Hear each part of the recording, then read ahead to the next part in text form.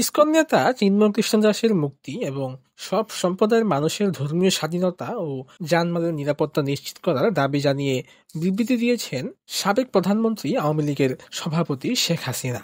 বৃহস্পতিবার বিকেলে আওয়ামী লীগের ভেরিফাইড ফেসবুক পেজে দেওয়া এক পোস্টে এ তথ্য নিশ্চিত করা হয়। বিবৃতিতে শেখ হাসিনা বলেছেন, চট্টগ্রামে একজন আইনজীবীকে হত্যা করা হয়েছে।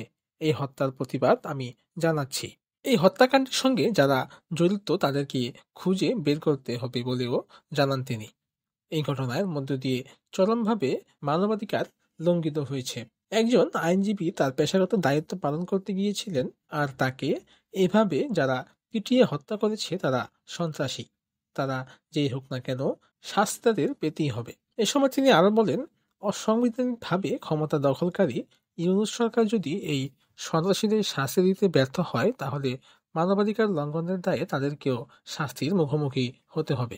দেশবাসীর প্রতি আমি আহ্বান জানাচ্ছি, এ ধরনের সন্ত্রাস ও জঙ্গিবাদের বিরুদ্ধে সবাই ঐক্যবদ্ধভাবে রুখে দাঁড়ান। সাধারণ মানুষের জানমালের নিরাপত্তা নিশ্চিত করা জরুরি। শেখ হাসিনা তার বিবৃতিতে আরো বলেছেন, বর্তমান ক্ষমতা দখলকারীরা সর্বক্ষেত্রেই ব্যর্থতার পরিচয় দিয়ে চলেছে।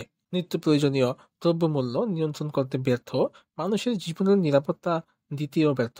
সাধারণ মানুষের উপর প্রত্যক্ষ ও পরোক্ষভাবে এসব নির্যাতনের তীব্র নিন্দা জানাই। সনাতন ধর্মাবলম্বী সম্প্রদায়ের একজন শীর্ষ নেতাকে অন্যায়ভাবে গ্রেপ্তার করা হয়েছে, অবিলম্বে তাকে মুক্তি দিতে হবে বলেও তিনি লিখেছেন। চট্টগ্রামে মন্দির পুড়িয়ে দেওয়া হয়েছে দাবি করে শেখ হাসিনা বলেছেন, ইতিপূর্বে মসজিদ, মাজার, গির্জা, মঠ ও আহমাদিয়া সম্প্রদায়ের ঘরবাড়ি আক্রমণ করে ভাঙচুর ও লুটপাট করে আগুনে পুড়িয়ে দেওয়া হয়েছে। সব সম্প্রদায়ের মানুষের ধর্মীয় স্বাধীনতা ও জানমালের নিরাপত্তা নিশ্চিত করা উচিত। তিনি এ সময় আরো বলেন, আওয়ামী লীগের অগণিত নেতাকর্মী, ছাত্র জনতা ও আইনশৃঙ্খলা বাহিনীর সদস্যদের হত্যা করার পর চলছে হামলা, মামলা ও গ্রেফতারের মাধ্যমে হয়রানি। আমি এসব নৈরাজ্যবাদী ক্রিয়াকলাপের তীব্র নিন্দা ও প্রতিবাদ জানাই।